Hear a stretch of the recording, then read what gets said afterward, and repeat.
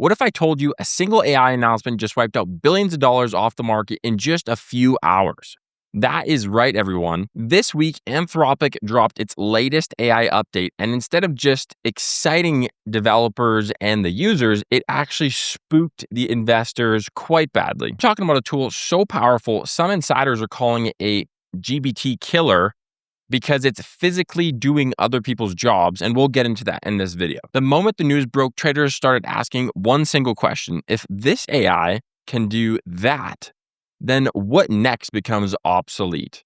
Tech stocks obviously dipped, AI competitors slid as well. Even companies that rely on human-heavy workflows took a major hit in the marketplace.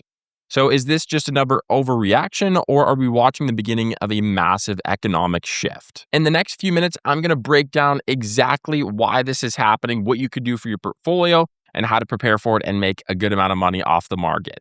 This isn't just another AI headline video. This is actual market data research that we are realizing happening right now as the future is arriving faster than anyone has expected. My name is Jonathan Little. I make YouTube videos just like this. If you haven't already, make sure to subscribe and follow my Instagram down below. If you have any questions for me, it's best to tag me on there as well as leave a comment down below. I'm happy to answer all your questions and if you need anything. So with that being said, did the market just flip? Well, let's look at it. We've definitely seen a significant sliding in the stock sectors, mainly AI and tech. And here are the potential reasons why. So what is causing that volatility? We're going to discuss that today. What the news that is coming out that's causing so much of the fear, and then how to position your portfolio, obviously, to potentially buy the dip on some of these companies, DCA, but also understand why buying the dip on all the companies that you're usually accustomed to won't be a good idea because of the seat compression, which we will go through in the next few minutes. So definitely stay tuned for that. So why is there so much volatility in 2026? Obviously, the dollar meltdown is a big one. Geopolitics, the change of the new Fed chair, the AI worries such as Anthropic, like we were just mentioning, and then also the AI positive impacts on companies, obviously helping increase workflow and ultimately just getting more work done. So there's not just all negative and doom and gloom in the market. There is some great positives, but it's how do we weed through those good from the bad? So Anthropic, what is it? You might have heard of this company before. So it is an AI agent. It's not a chatbot. And what this means is that it can actually do full workflows. We've had AI chatbots for a while, so that's nothing new. You guys obviously know this. But with AI actual agents, it allows you to complete tasks without humans.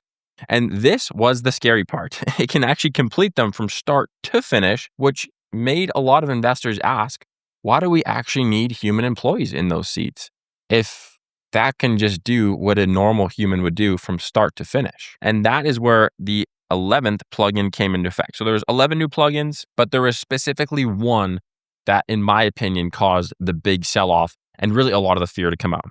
Okay, so this is the legal plugin, as you can see. What this can do is essentially replace paralegals, things that typically they would do NDAs, contracts, and it would replace interns and paralegals. So this is like general paperwork stuff. This is stuff that obviously a lawyer might just give to a paralegal or a paid or unpaid intern just to get done all the clerical work and admin stuff. So it's not getting too much into legal stuff, but just normal stuff, NDAs, making sure to finalize contracts, that sort of thing. And what's scary about that is it makes you ask the question, if AI can do that, then what else could it do with other jobs? And we'll dive into that. Anthropic, what is it as a company? So it's an American artificial intelligence AI safety and research company. The headquarters are in San Francisco. And then as early as 2026, Anthropic considered a leader in the generative AI space with an estimated valuation reaching roughly $380 billion following the massive investments from tech giants such as Amazon and Google. The core mission of the company is to provide AI safety and research and is dedicated to building AI systems that are helpful, honest, and harmless. Constitutional AI, as well as public benefit corporation, which is Anthropic, is a structure of as a PBC, meaning it's a legally required to balance shareholder interest with a public benefit purpose, specifically responsible for development of AI for the long-term benefit of humanity. Now that's great. That all sounds great, but how does this affect my job? That's what everyone's asking. The key products of this, obviously it's Claude Code Cowork, which is the one we kind of just discussed, and then the model context of the NMCP. So this is really behind the engine of creating different AI agents that can finish these tasks. Yes, it might help out humanity to get things done quicker, more cost effective, but what will it cost in the stock market and in the future for these revenue bottom lines of the companies known as seat compression? And then also the structure of the companies. There are founders such as, and then the company structure, pretty simple here. It's the founder of Dario Amati is the CEO.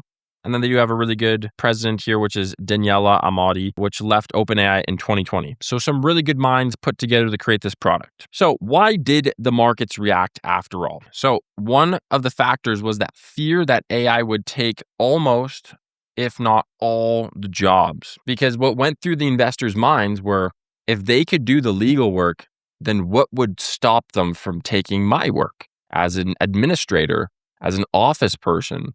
And that has caused a lot of fears. As you can see, HR, finance, sales, office, admin work. Guys, there's no limits on this stuff. And that really freaks some people out. And even just you viewers, some people are just hearing this for the first time, which might cause some delayed fear in the market. So the other and third most important piece is this technology was added in, the new plugin, in a few weeks, which poses the question, what else can be created in 2026? It's just the beginning of the year. What else can pop up that can shake up the market? Which has caused a lot of uncertainty because those investors, institutional investors on Wall Street, didn't bake into the price that, maybe we didn't account for AI to be cutting as many jobs. And when you cut jobs, what do you cut? You actually cut some revenue because those big, massive tech companies are paying for software for those employees. And so we're going to dive into that example here next. So what is seat compression? This essentially means a loss of customers. That's the way to view it.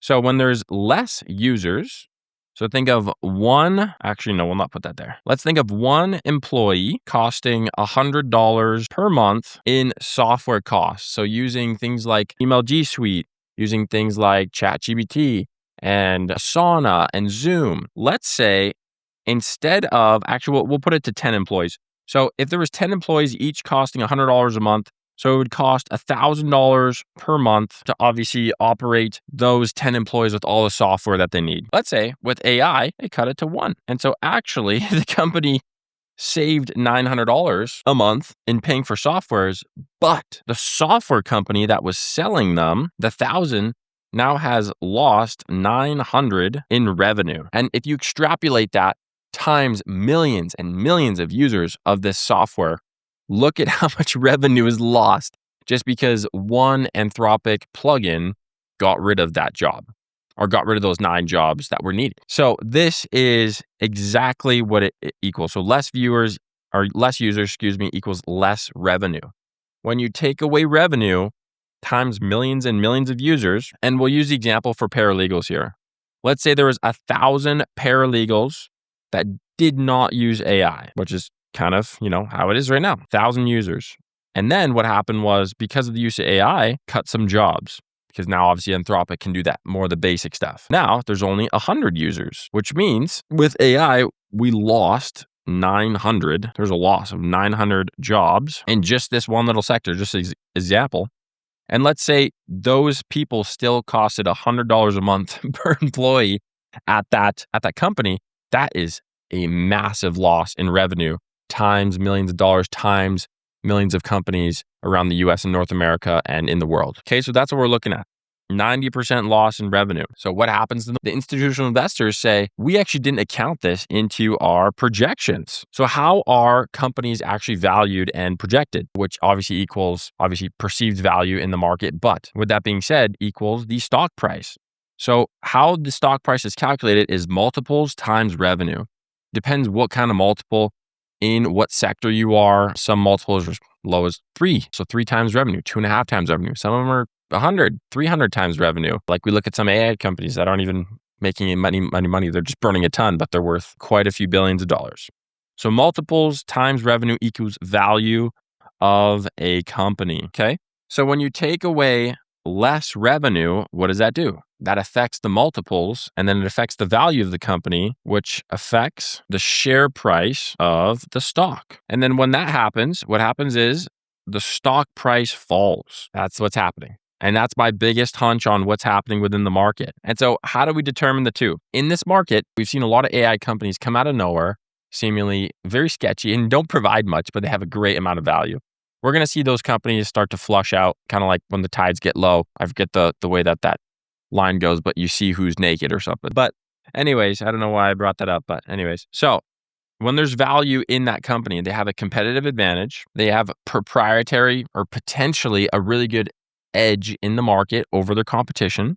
So they're special. They have a great founder, CEO with a good background. They provide a great service equals happy customers.